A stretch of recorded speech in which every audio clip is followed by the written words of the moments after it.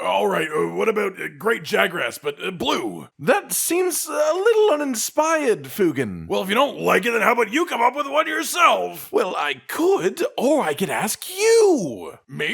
You just did. No, them.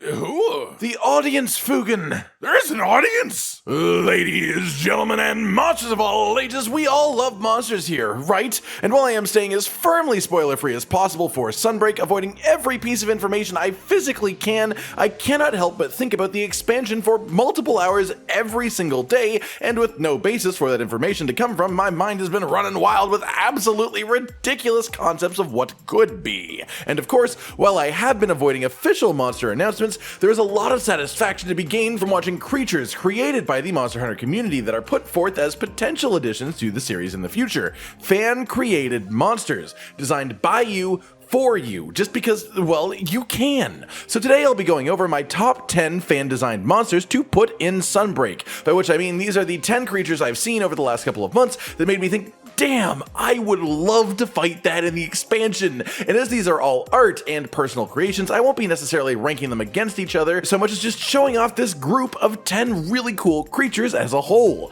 as I think every single one of these would be incredible to see in a Monster Hunter game someday, especially in an expansion as soon approaching as Sunbreak. Also worth noting that all but one of these came not just from the Monster Hunter community at large, but specifically from our own community here at RageGamingVideos over on our Discord server, which you can all join to see these and plenty more awesome things that the Monster Hunter community is capable of. Without further ado then, number 1, Savadir, which I hope I pronounced correctly. This fanged wyvern from user Mr. Sweet Tea is extremely demonic and is described as being heavily inspired by the black flame element from Elden Ring, which is black fire that saps away health over time upon connecting. Knowing that makes understanding this creature much easier, as it has been instead interpreted here as a mix of fire and ice, and I can absolutely see this still having a damage over time effect upon hitting the hunters, so that you have to heal as it's taking damage off of you to make sure that it doesn't kill you. In its base state, this monster looks a lot like a Black Odogaron with some well-designed scales and bony accents and some absolutely wicked horns coming out of the skull that it has,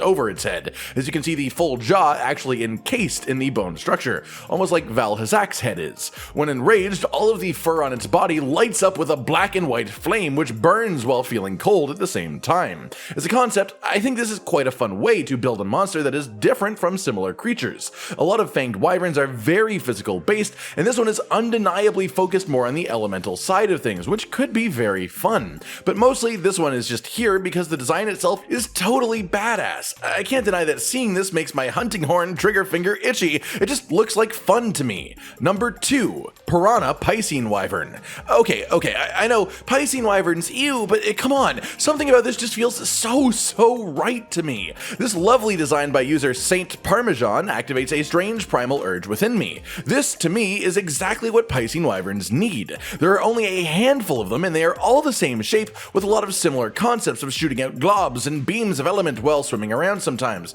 walking around sometimes, and basically just being floppy, weird messes. But something about this one is simultaneously hilarious, still like the other Piscine Wyverns, but also terrifying, because I am, of course, picturing it in-game with these exact precise proportions, the most literal fish with legs that you could imagine, and yet that face and mouth scream death in a Monster Hunter combat scenario. I look at this and the moveset that I see is very Tigrex in nature, charging along awkwardly on its 2 long legs with its jaw half open on the ground, scooping up dirt like a shovel, chomping over and over as fast as it can like a piranha would, and trying to nibble anything that it can reach. This monster would be almost entirely hip checks and nippy bites with its giant jaw, but you could maybe even make that top fin and the tail sharp like blades, sort of fitting into the piranha concepts of having dagger-like teeth. And so instead of just being floppy hip checks, it could try to purposefully aim that top fin on its back like a chopping knife to try and cut you in half, or do tail swipes on one leg to angle the tail more like a sword. You get what I'm saying? I really love the idea of a Piranha Piscine Wyvern, and for whatever reason, this specific artistic rendition of one puts so many ideas into my head that I wish were actually in a Monster Hunter game. Number 3, Fire Salamander. This lovely creature from user Red Dragon is definitely a bit inspired by Agnactor as well as Levisioth and the concept of magma that hardens on the skin to create a type of armor.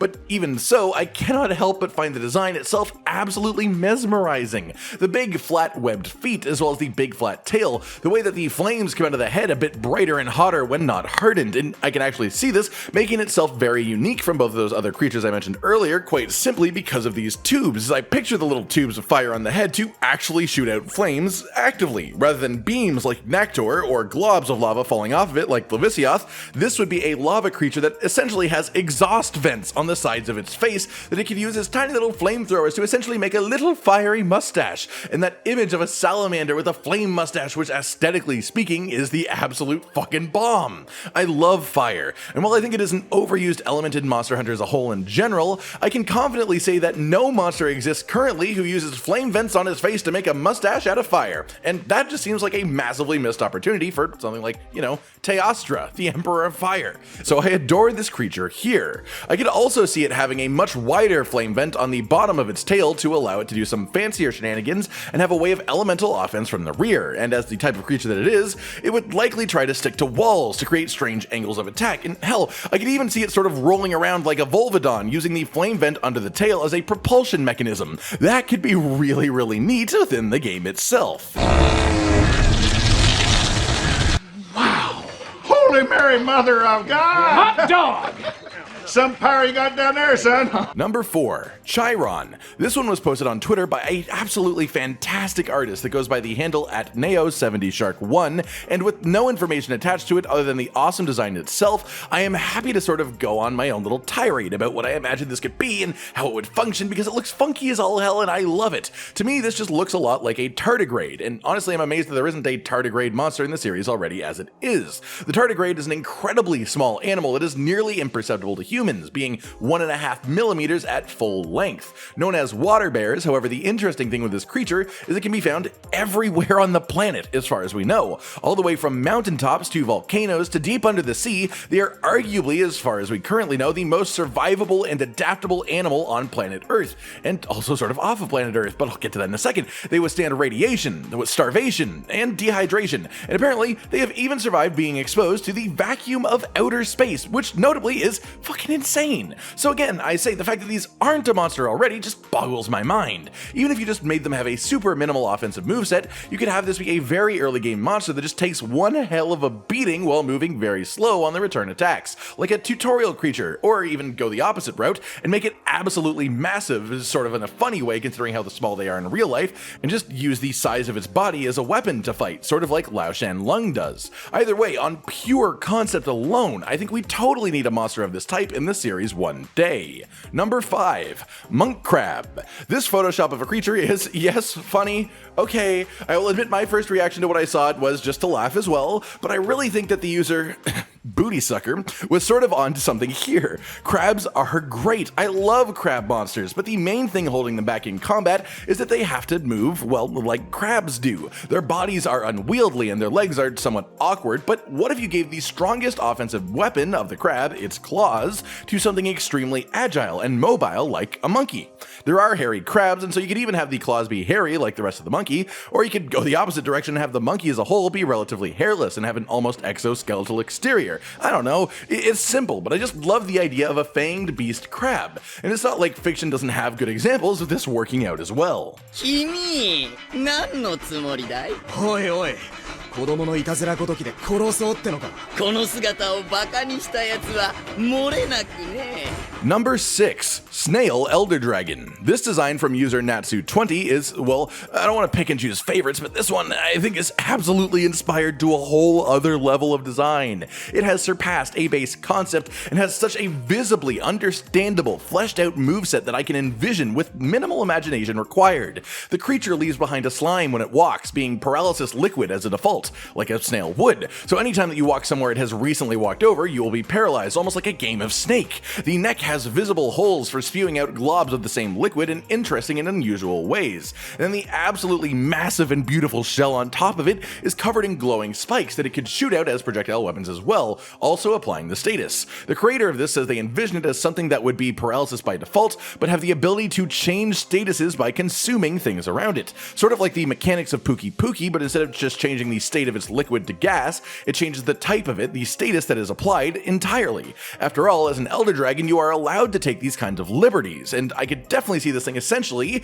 being the status equivalent of what Alatreon is for elements, being able to switch between paralysis, poison, sleep, and maybe even blast too, though I would personally prefer if it focused on the first three mainly. As an actual visual design, this thing is gorgeous as hell, and as a result, the way that it looks, I could definitely see it being given the level of power required to use that many statuses in interesting ways. And I love how easily I can picture a fun, interesting, and unique fight doing nothing but just looking at the creature presented here. Number 7, Hedorja. This one from user JaxToHax is a Pokemon-inspired design, based on the grass starter from Generation 5, and well, I think the artist here has done an incredible job of monsterifying it and making it still notably inspired by the creature that it comes from, but still undeniably now a full-on unique fantasy creature worthy of being put into a Monster Hunter game. I think we have a woefully small number of snake wyverns in the series, being literally Najarala and his subspecies, and even Salamander is an Elder Dragon rather than a snake wyvern itself. So more in this category is something I can always get behind,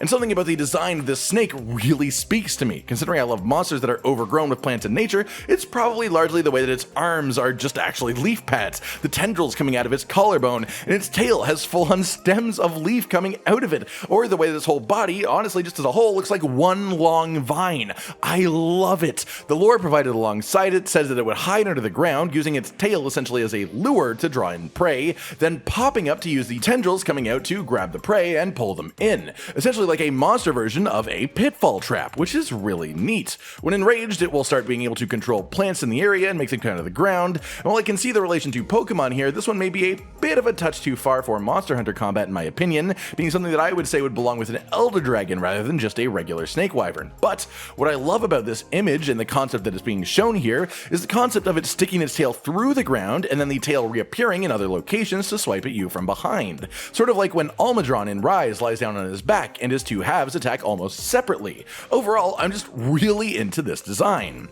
Number 8, Toothbrush Raptor. This design from Maddie is Mouse presents an idea inspired by the design of travel toothbrushes. A multi-jawed raptor whose outer jaw, rather than being hinged at the backside of the mouth like a normal jaw is instead hinged at the front side, allowing it to open up and flick out, flicking with massive force and collapsing backwards to squish anything caught inside of its inner jaw with an intense pressure. They present the idea of both a base species and a slight subspecies that has the outer jaw sort of upside down, the difference of course being the one with the mobile upper jaw would slam downwards, almost trying to shove you into the ground, while the one with the mobile lower jaw would flick upwards like an uppercut, trying to send you into the sky. I could see these being sort of like a Rathalos and Rathian situation where they are the male and female version of the same monster, though probably you would fight them at the same time in this case as the tier of monster that they are, sort of like Ray and Lolo Gugar from Monster Hunter Frontier. And I could totally see them having a lot of cool combo attacks like a pin, where if the lower jaw one uppercuts you into the air, the upper jaw raptor then jumps up to slam you down almost like an alley-oop in basketball, but with your head as the ball. God, I love monsters. Number 9, Mantis Dragon. And now from user Guggenheim98, we have a praying mantis-based Elder Dragon, using that classic Elder Dragon shape, but instead of wings having the extending, dangerous, blade-like mantis legs as the upper appendages, which I could see being used somewhat similarly to how Valstrax unfolds his wings as well, but as a more consistent part of the moveset, just being the general way that it fights, with a lot more slashes instead of just, one spin or one stab, using it as main form of fighting, along with its big pancake tail. This one I can see jumping off of walls and being agile as all hell, essentially being a hunter of speed rather than one of strength. It may not fly, but it would make you think it could with how fast it jumps around the place. This one I can't see having a massive amount of crazy moveset, for at least off the top of my head, but just looking at the thing, I can't help but think this one would be incredible to fight in the game itself, so I had to show it here. Number 10, Triton. Finally, this design is actually a kaiju created by user Dabby. But looking at it, I of course instantly thought, that's a monster! And the main reason that I thought that is that the bottom part of the image shows it essentially walking around on land, using its flippers as makeshift feet. In this, as a kaiju, it is obviously massive, as kaiju tend to be. But in Monster Hunter, I could easily see it being no bigger than a brute wyvern, working a lot like a piscine wyvern in a zone that is half water and half ground, swimming around and jumping out for a short strafing hit and run attacks. The snout itself is like a saw blade, which would be undeniably great as a weapon. The head is like a whale, and the whale bits extend inwards to make its roar physically painful as well, as an actual whale's would be at close range. The body shape in general is like that of a manta ray, which are one of my favorite creatures, but with a little shark fin on the back as well. Yes, I know that manta rays do have dorsal fins, but they tend to be quite small and located more at the base of the tail, so this is definitely more of a shark-inspired feature here. As well, any of the green parts of this creature's body are bioluminescent, so imagine fighting this thing in something like a cave full of shadow water, at night, in the dark. That sounds like an unforgettable experience to me, and something that would undeniably be Monster Hunter at its core. And that just about does it, everyone. 10 incredible monsters designed by you guys in the community, along with a bit of imagination and interpretation from me of how I would view them as full proper fights in the game. But for the most part, I just wanted this as a bit of a momentary break from all of the Sunbreak news just coming at you super fast to say, hey, there are some really talented people out there, and their designs are just about as good as the actual new monsters themselves, and I wanted to celebrate this fact for you all.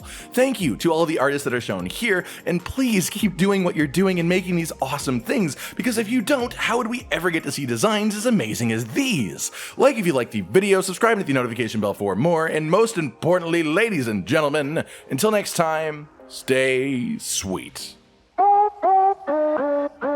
Josh, Cotton, and Hollow with the videos, dropping the humor like a hammer on your tippy toes, bringing entertainment on a daily arrangement to take our insanity and turn it into entertainment. Yes, I said entertainment twice, to reiterate that it is nice to look into your faces on a mostly daily basis when you let us in your homes to make the whole world a stage. Goodbye.